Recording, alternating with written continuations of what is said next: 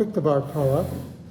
One of the interesting aspects that comes about in this week's Parsha is the issue of inheritance, most notably Tzelofchad daughters, because they see a problem.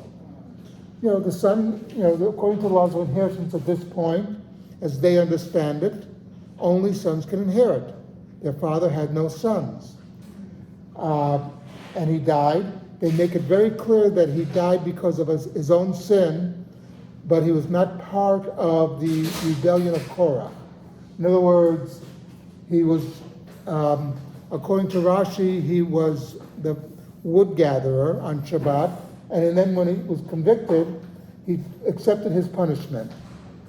So he was not in rebellion, and they were not in rebellion. They approached Moshe humbly.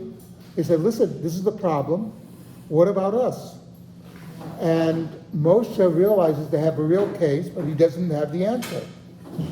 So he asks God, and God says they will inherit their father's portion. But this teaches us two important aspects, something that we really have to remember.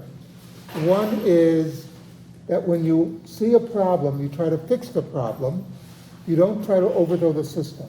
You don't sit there and complain and bemoan, etc. You approach the proper people and see what will happen. But the more important thing is Moshe's reaction. He's been the leader now for 39 years? He's basically a king for 39 years in all but name. And instead of him deciding, he realizes, I don't have the answer. And he will admit it publicly, that I have to take this to God. I have to take this to a higher authority. That is also an issue of leadership. We all don't have the answer. But the question is, are you humble enough that even in your powerful position, you can say, I don't know.